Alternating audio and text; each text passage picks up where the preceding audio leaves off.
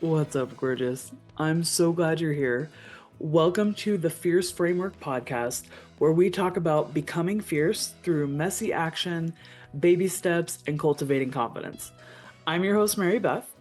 I'm a business coach with a passion to see women breaking out of the mold society tells us we're supposed to fit into and to start living life more on our own terms. I believe the world benefits when women are living lives that we're lit up about and we're pursuing a purpose that makes us feel fulfilled. My goal with this podcast is to share inspiration, stories of other entrepreneurs just like you, and practical tools and tips to help you become fierce in your business. If that sounds good to you, you're going to love this episode. Let's get down to it. There she is. What's up, gorgeous? So, interesting story, funny story about today's episode. I am turning 36, and in honor of my birthday, I was thinking maybe I should do some reflection, and talk about some of the things I've learned over my 36 years. And I was like, that sounds like a lot of work. And then I was like, okay, maybe the six things I've learned in my 30s or something like that. And the like cataloging all the things I've learned and then highlighting, like ranking them and figuring out like the most important things was a total turn off for me. And I was kind of had this like mulling around in my head, and I was like, okay, what am I going to talk about? Like, I really feel like I could use my birthday as like a launching pad and kind of giving me some ideas, right? Because one of the amazing things about ADHD is there's a ton of ideas. And then one of the downsides is like they're usually just like rattling around and bouncing into each other. And then like you forget about them as soon as you find one you wanted to like explore in greater detail. Um, so it's been a journey. The things I do for you, it's just a testament to how much I love you. So I'm glad you're here. What I landed on was kind of a extraction from that. And I was like, you know what? Speaking of not wanting to go through this process, what I should share about is how really like the one thing I've learned and has kind of like influenced all the other things is really just like self acceptance and understanding how I am and letting that be okay. So, for the longest time, being a woman, being plus size, being ADHD, so much of my life and like my developmental years were focused around trying to be more like other people or trying to fit in or trying to be more like that mold society wants us to fit into that I love to talk about in my intro, right? And I spent so much time and energy like trying to be that and trying to be different and finally kind of gave up on that. I highly recommend it. It's a game changer. The earlier you can just be like, no, thank you, I think the better, honestly. So that's the focus, right? I narrowed it down to one topic. I'm super happy about it. I do have a note here to make sure that I'm actually talking about what I said I would talk about. Yep. Yeah. And the way I phrased it in my note here was when you get to know yourself and accept the way you are, that's the biggest hack for figuring everything else out. And that has been pretty true for me. And I'm really happy about it. Okay. So if you are constantly trying to be different and fit into some other like a square peg in a round hole type thing, right? It's not gonna work. And when you try to force it, it's painful, it's awkward, it's difficult, and it's not a great experience, okay? And if you are able to pound that square peg into the round hole, what is the result? Right? So you're either misshaping the peg or the hole, one of the two, or both, right? And there's usually a lot of damage that's happening. And the peg usually loses part of itself, right? Because things splinter off trying to force you in there. And so it becomes misshapen to fit something that it was never supposed to belong in. Okay. That's like adjacent to what this episode is about, so I'm just going to let that sink in. I'm just going to leave that here. Okay. You're welcome to that. But when you accept how you are, and I love this, and that's why like I landed on this concept because this applies in so many ways to like so many things. Okay. So for the ADHD, right? There's Lord, there's a lot of things. But it's the acceptance is crucial to like building everything else around that. Okay. So I love that we're talking more about self-acceptance just as like a good thing in and of itself because it is. Um, that's oftentimes like the first step to self-love. So, yeah, that's very critical. And also in like a logistical, practical, day-to-day life way, it is like the foundation for figuring out what is going to work for you. Okay. So if you're one of those people who kept hearing about how great a morning routine is and how everybody should have a morning routine and it's going to change your life. Morning routine, morning routine, morning routine, morning routine. And you tried and tried and tried and tried, and it just like wasn't sticking, just doesn't work for you. Okay, so there's a couple things with the acceptance, right? We can accept that like we're not a morning routine girly and like let that go. And or we can accept, okay, what is it about me, right? Like I do wake up in the morning. And for me, like I wanted a morning routine. Okay. So I wanted to find something that would work for me. And I stole like part of this idea from a TikTok. I wish I remembered her name because game changer. And basically the concept is like a bare minimum. Okay. And I have applied this principle to a lot of different things, which is funny because I've been doing this for a while, and then I finally started reading James Clear, Atomic Habits, which people have been telling me to read for years. But I'm like listening to this book and I was like, you've got to be kidding me. This is stuff I've been talking about my whole life. Not my whole life. Basically, since I accepted the fact that I have ADHD. So things I learned in my 30s. Um, and one of the key principles is to break things down into like the smallest thing so that like the trigger, the launching pad, the catalyst for you to do the thing to create the habit is like the smallest thing. Okay. So for example, I love coffee. I'm a coffee drinker. Okay. I will drink coffee. There's like a 90% chance, probably a 95% chance, maybe 98, that I'm going to have a cup of coffee in the morning. Maybe one, more likely two, maybe four. Okay, we don't know. And then and I know we're like on a side note from the morning routine, but coffee ties into morning routine. Okay. And so I caught myself like drinking 4 cups of coffee just like throughout the morning. And then realizing like, I don't think I've drank water all morning. What is happening? And realizing like I don't think that's the kind of person I want to be. I think I want to be a little bit more hydrated. I live in Colorado. It's kind of a big deal. And I actually don't remember like where I got the idea from. I think it was like a challenge for a week. Drink a glass of water first thing in the morning or like before you have your coffee. And that stuck with me. So I was able to do it, right? And then I was like, you know what? This is probably a good thing to do. And one of the things that ADHDers don't really do is habits. If you define a habit as like an automatic thing, I can't. Sometimes I have to think about breathing. Okay. There's not a lot I do that's automatic. So, really, what tends to be more practical for us is building in routines. And then you need like something to get to like remind you to do the thing. Right. So, keeping the water super handy. You might notice I always have this cup. It's the same cup. I put the water in it. This is what I drink out of all the time. And I put it very accessible. It is on the dresser, like coming out of my room into the rest of the house. And so it's right there, very easy to grab. And I try to make sure it's not empty at night so that I have something to drink out of first thing in the morning. Okay. So then the rule is to drink water before I drink coffee. And what ties in is know thyself. Okay.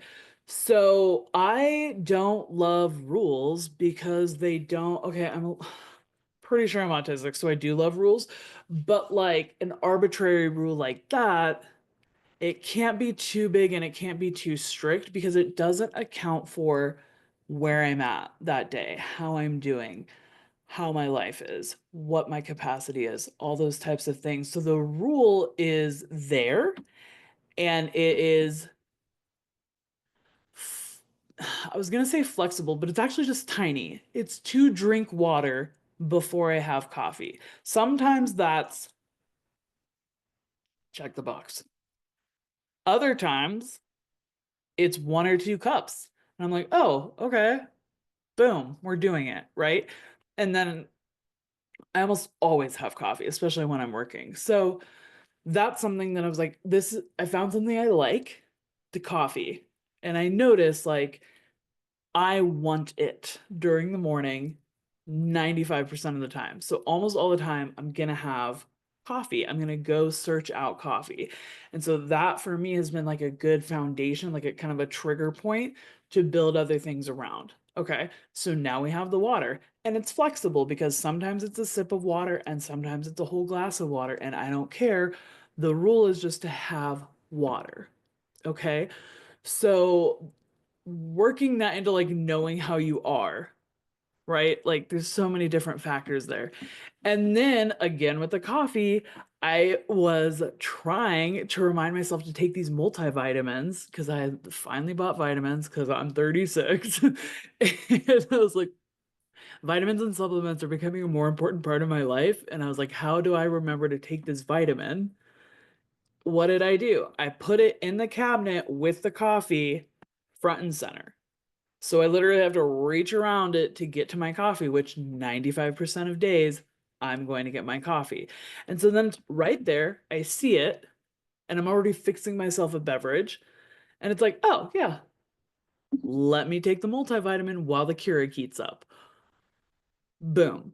So the game changing part is like when I expect myself to work like everyone else and remember to take a vitamin, I just fail and fail and fail and fail. Like I keep my vitamins in the pantry, which is like hidden, and I have to go into it and search out those vitamins. Okay. So when I'm sick, like that works for my emergency and for my, like lozenges, whatever, because I have a trigger of feeling terrible to go search those things out. But on a regular day when I'm feeling fine, like I don't have that trigger, right? So I accept the fact that I'm a coffee lover and I'm not great at remembering to take my vitamins. So I'm going to use those two things and basically create a trigger of a visual seeing the vitamins when I go for the coffee. Okay. And I know this probably sounds like so basic and laughable, but I feel like if you're ADHD, you're gonna get it because it's like I have spent so much time and energy beating myself up trying to figure out how to be normal and how to do the things that normal people do. Adults remember to take multivitamins, right? I thought all adults, like, that was part of being a responsible adult, a contributing member of society. Like, you just take your vitamin. Like, why is this a thing? Why is this a struggle? Why am I failing most of the time at remembering the simple, tiny thing? And I was like, all right, well, if I can just get myself to do it enough times, then I'll build the habit.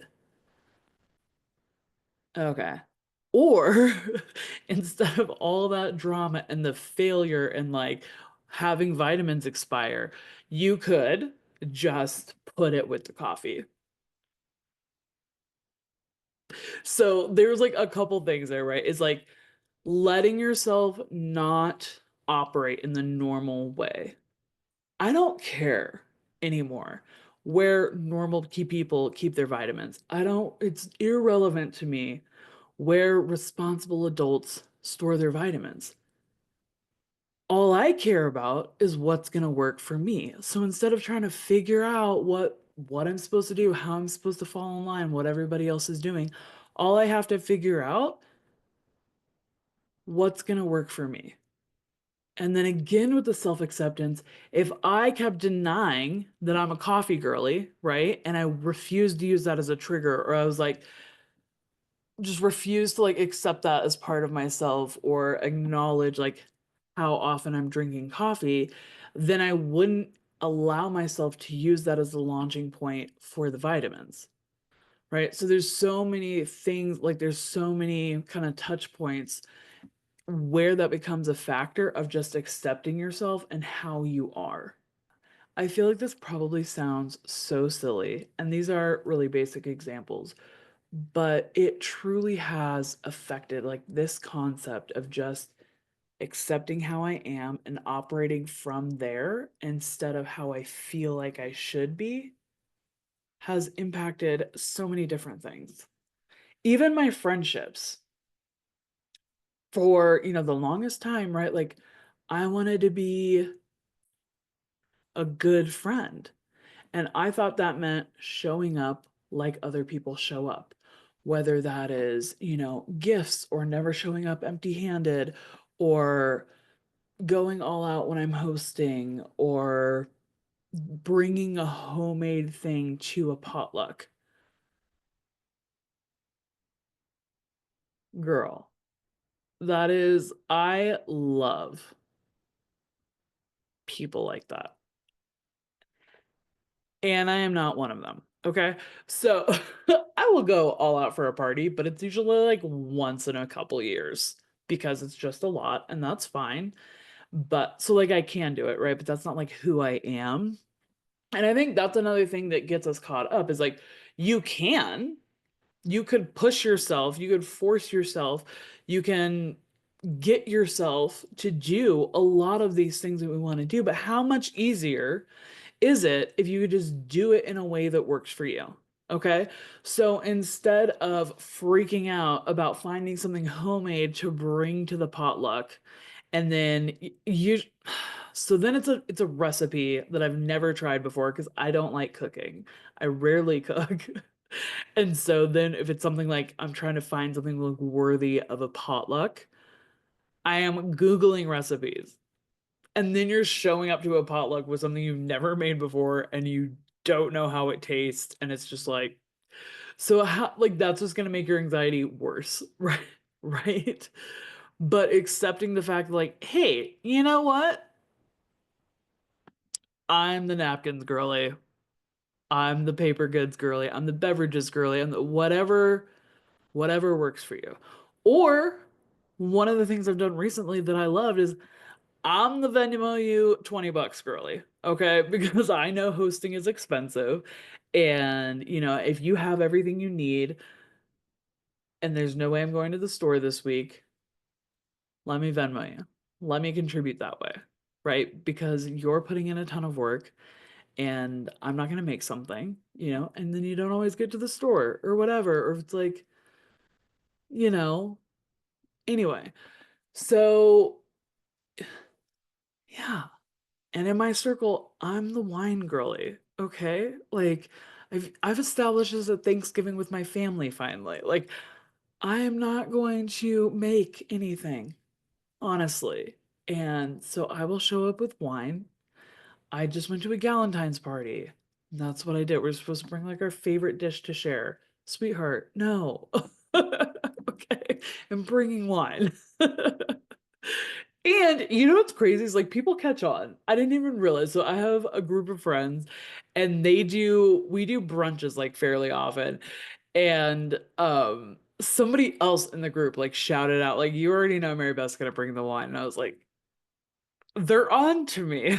It's like almost as quickly as I figured myself out, they have already caught on and they're like, she's going to be bringing wine. And I was like, amazing. So, one of the things that like I love about that was so validating is like I rejected that part of myself for the longest time. And I was like, oh, I have to make something, I have to like contribute something homemade and like all this pressure and stress and blah, blah, blah, blah. And then like once I accepted it about myself and I was like, I'm the friend who brings the wine. And I've done this at a few events, right? A few times, and I've like gotten into that groove and I've accepted that about myself. Other people started accepting it immediately. And I was like, oh my God. All the things I was worrying about, like being a loser, not really like contributing that much because I didn't bring anything special, or like all these things I was worried about. No, nobody else cares. Nobody else cares. And if they did, you're just like, yeah, I'm just not a homemade. You're welcome that I'm not bringing something homemade. Okay. Because, you know, Sarah, whoever, Hannah, like, does it better. And I'm going to let her. And I'm going to bring the beverage, or I'm going to bring the napkins and the plates and all that. And I do think that that's so interesting that I think it ties into how we are our own worst critic oftentimes. And so it's like, other people don't always have these expectations on us that we put on ourselves. Some people do. Some people are haters. Some people are super critical. Like that's something I'm working on. I've been super critical like my whole life. Thanks, Mom.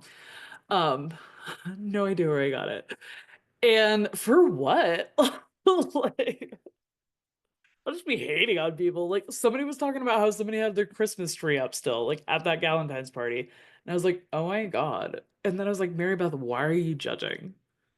You don't know who this person is. Their tree is not bothering you. Why do you care? So it's things like that, like, I gotta let it go. So we do know that there's haters, right? And there's maybe gonna be somebody who's like, okay, you're just gonna show up with chips and you didn't make anything for this potluck. Wow. And that's fine. That's fine. But what I've discovered is most of the time, once I accept it for myself, I'm like, yeah, I'm not that girl. You know, you need to check in with the host, be like, hey, they have a list or whatever, right? Like, hey, you don't have like ice and napkins and whatever on this list. Do you need anything? Can I Venmo you? I will not be making I will not be making anything for this party for your sake. Can I bring a charcuterie tray? Okay. I make a mean charcuterie tray. So all those things. Hey, so we're always talking about our dreams and making progress towards our goals on this podcast. But what if you don't know where to start, right? Maybe you're so full of amazing ideas that you have a hard time narrowing it down and picking something to start with. Or maybe after years of not having a say, you don't even know what you like or what you want anymore. Either way, I got you, okay? I created a free course that's just for you. It's a 5-day training on how to find your focus. It's super easy because all you got to do is you sign up and I'm going to deliver a lesson to your inbox every day. The course is all about helping you hone in on what lights you up so that you can focus on one thing at a time and start making progress towards your dream. It's super easy to sign up. You can go to thefierceframework.myflowdesk.com/focus. I know it's kind of long.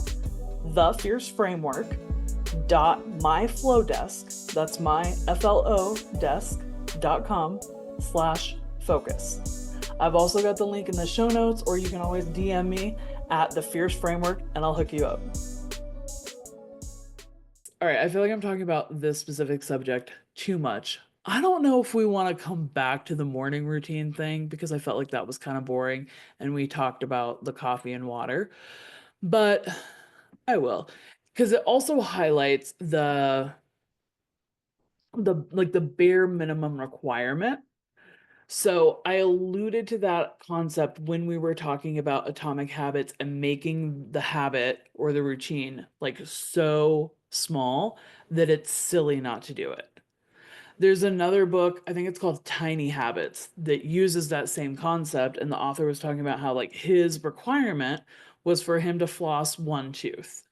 And that was the requirement. And if he flossed a tooth, like check the box, you're done. One tooth. So like 90% of the time you're going to be like, this is stupid and just floss all your teeth, right? But it's very similar to how the first step is the hardest. And then once you get going, things start getting easier. And like once you keep going, then you start building that momentum. But like the first going from no action to action taking that first step, that is the hardest. And so the point is that you want to make that barrier to entry as low as possible. You want to make it as easy as possible to do the thing you want to do. So when my requirement is the water, boom, that's all I have to do. I won. I won. I'm amazing. I just did the thing that I had to do. Easy. So when it comes down to do I do this, do I not do it? You're like, girl, it would be insane for you not to take a tiny sip of water because it's so easy. It would be so silly not to do it. And that concept of making it so easy is a game changer for a lot of people. That's why I'm harping on it. And then that ties back in with the morning routine thing. Because, so journaling, for example, I didn't have like clear parameters on what I wanted to do to journal, but I had started going through, I know, started going through Julia Cameron's um The Artist's Journey, The Artist's Path. I think it's The Artist's Journey, and it's like a 12-week program that she lays out in her book. And one of the concepts and tools that she uses is morning pages, which is like 3 pages front and back. So like that was my goal for a long time. Never reached that goal. Maybe a couple days, but yeah, definitely never became a routine. And so I think that was kind of in the back of my mind of like 3 pages front and back.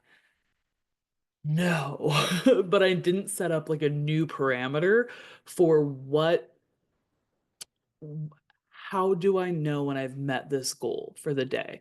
How do I know when I've checked the box? Like it's like SMART goals, right? You want it to be measurable. How do I know when I've done this thing, this part of my morning routine, or whatever it is that I'm trying to establish, right? And there's a couple different books. I think there's a 5 a.m. club that like breaks down a whole morning routine. Hated that. Tried it. Hated it. And then couple different books. And then my friend Christina on the last couple podcast episodes talked about how she pulled from The Gap and the Gain, and I think The Monk Who Sold His Ferrari, and kind of combined that and came up with a plan for her journaling where she does 3 things she's grateful for, 3 wins from yesterday, and 3 target wins for today. And I've been doing that recently. Love it.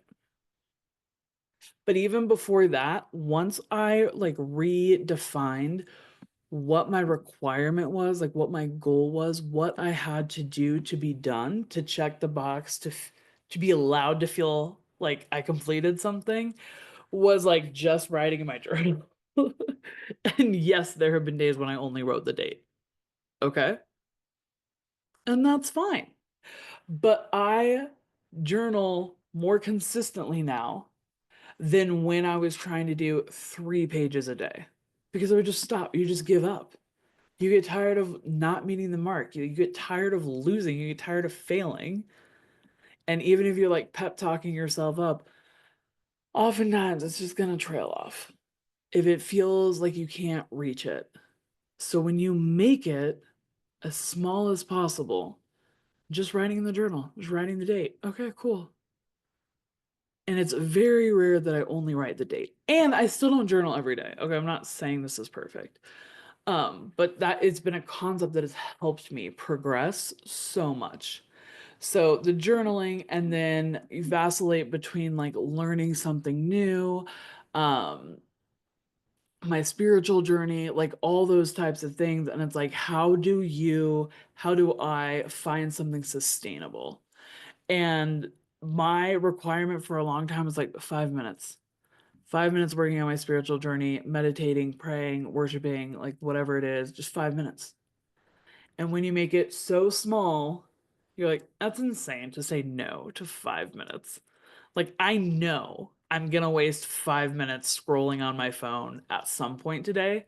It is insane for me to say, no, I'm not gonna do that and invest 5 minutes into something I say I want to do, into a practice that is important to me, something that I know is going to better my life, to make the conscious decision to be like, no, I'm not going to do that. When I very well know I'm probably going to spend an hour watching Netflix later tonight. Like, How are you going to say no to 5 minutes? We waste so much time. So defining it and knowing how you are, like, hey, my goal, like, I do not strive, like, that is not my end goal to be the girl who invests like 10 minutes of my morning routine. That is not the ideal for me. That's not the dream, but that is the practical step of where I'm at now. So once I'm in a place where that is a routine for me, and that's something that I commonly accommodate, then you get the chance to add on, right? Your ceiling becomes your floor. And then you can level up and you get closer to the person that you want to be. And like that is the point, right? You don't want to just stay at flossing one tooth. You want to have that be a requirement for long enough to where you're just like, I'm just flossing all these teeth. Obviously, almost every day. And there might be like some like magic percentage that's a tipping point. I don't know, but I'm gonna throw out like 80%, right? So once you're 80% of the time, you're just like, I'm just flossing all my teeth. Then you can celebrate your win and then adjust that goalpost. Be like, okay, I'm a new person now. I've leveled up, I've matured, I've developed these skills, I've normalized this habit, this routine, and now I can expect more of myself. But when you're the person who's not flossing your teeth at all, expecting yourself to floss all your teeth twice a day is probably just not going to happen. Okay. So, how can you make it easy? The requirement is one tooth? Sure, do that. Something so small where it is silly not to do it. Okay. So, we have the morning routine with the water, with the coffee, with the vitamins, all the things. And it's like when you don't allow yourself to be that person, and this is part of why I love to call myself a shit show. Like, I don't, in my soul, I know I'm not a shit show. I'm like a badass with a big purpose who is doing shit. And I don't take that lightly, but it's also not like how I'm interested in like presenting myself to people who don't know me.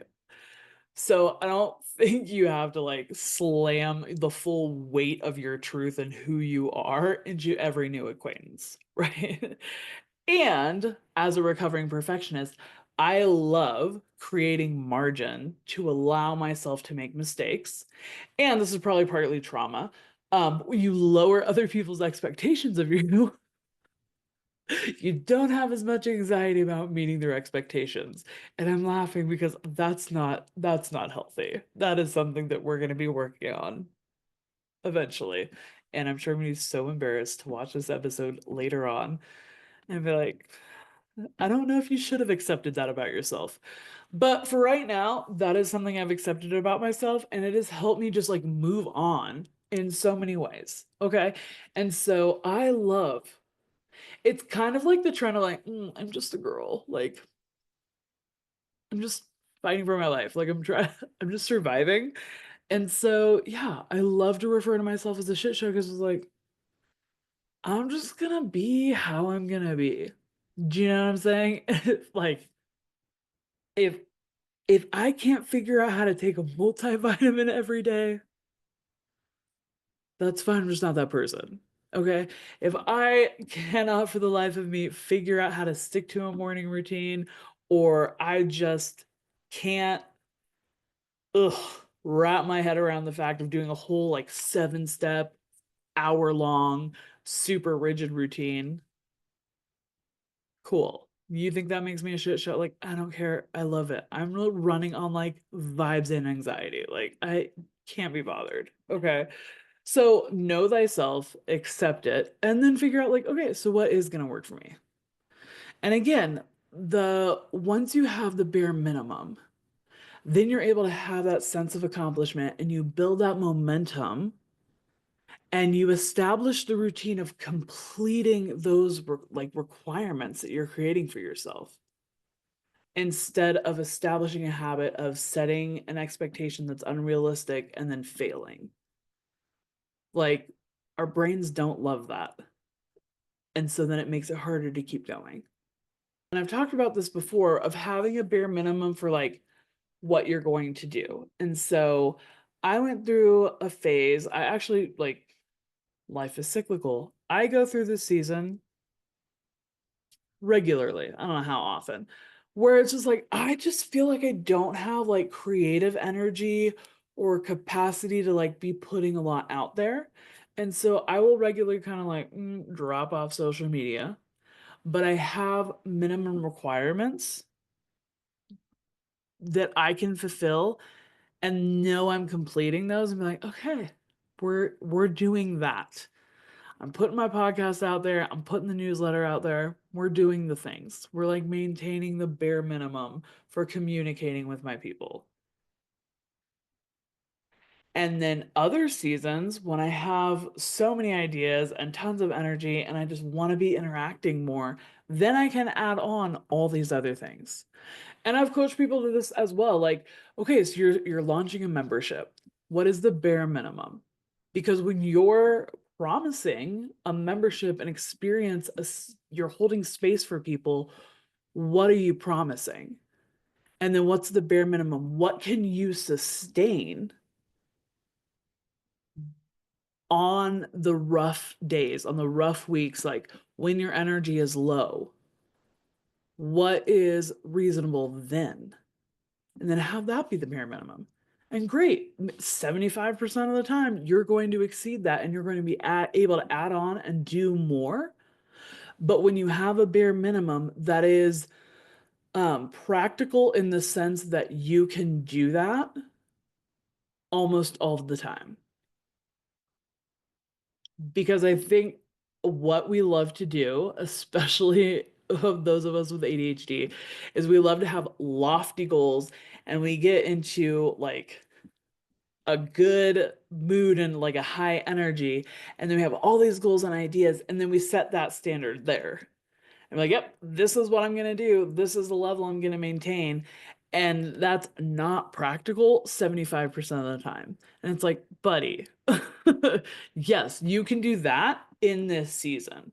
But there are going to be days when this is all you have to give, and there's just no way. There's no way for you to meet that. So let's take a little bit of the pressure off of ourselves, know that our energy is going to fluctuate, and maybe we set the standard somewhere lower where we can meet it, whatever percentage of the time is going to be okay. And then you have a higher chance of success. And then you can add the gravy, you can add the extra when you have that capacity. But you have that standard, that minimum, that foundation or like a floorboard, right? That you're not going to go below, but that is you're able to maintain without killing yourself or failing all the time. And that ties back into the self acceptance because if you have lofty goals or maybe you're a recovering perfectionist, like it can be so hard to accept that I can't do this all the time. Like that is a huge step of just accepting I'm not going to operate at 100% of my best all the time because I'm not always at that level. Sometimes my all I have to give, my 100% on a certain day is 20% of my best. That's okay. No one is at their best all the time.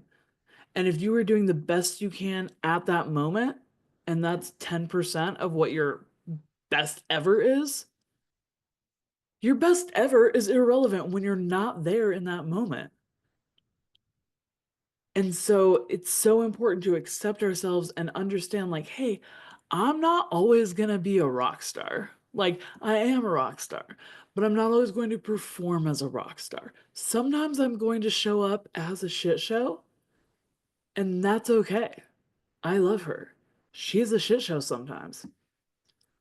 And I've accepted that about myself. And so when I show up in that space, and I'm not operating at like, peak performance, I love her. I accept her. I'm like, yeah, I know that bitch. That's my bitch. She's gonna do what she's gonna do because that's what she can today. And then in another season and another time, after there's been more sleep, whatever it is, then like the badass might show up, right? Who is doing it and delivering and excelling and exceeding expectations. Like, that's also my girl. That is also me. And there she is. But I'm not always going to show up like that. And I'm not always going to show up at this shit show. And being able to accept both and be like, yeah, those are both me. It's just like the duality of like, I do good things and I do bad things. And those are both me. And like, I guess this kind of like ties into shadow work, right? Where you're accepting all those things about yourself and it allows you to integrate and be like, I am all of this is within who I am. I contain multitudes. Instead of having this ideal that you can only hit 5% of the time and then rejecting yourself the 95% of the time that you're not able to hit that ideal or that, highest standard. Because you will hit it sometimes. Like that's where you got the idea, right? But not all the time. Because we fluctuate. We have seasons. Life is cyclical. We're not just here all the time. And so when you allow yourself to fluctuate and when you accept yourself here and you accept yourself here and then you accept like, okay, these are all me, everything in between. Instead of I only accept me when I'm here and everything else below that, I'm failing. Can't accept her. Can't wrap my head around it. I don't understand why I am this way. Well, it's because you're human. Okay. You're not a robot. And even robots malfunction. So what are we comparing ourselves to? Okay. So that is my I am 36. That's my birthday wisdom. That has literally been a game changer for me. I know the examples were like a little all over the place, but I don't know. I feel like examples are like really what makes it concrete. So I wanted to make sure that I shared with you and try to give kind of a spectrum so that you could see and not just hear how like these things have really, this concept has really influenced my life in so many ways. And it is so valuable. And so I hope that you can also accept yourself and work with who you are and how you work and make things easy for you so that you can start winning, so that you aren't feeling like a failure because you're comparing the way you do something to how somebody else does it. Because if it's gonna get you to do what you want and get you closer to your goals, does it really matter how you do it? All right. Thank you so much for tuning in. I appreciate you so much. I can't wait to see you next time. And until then, keep becoming fierce.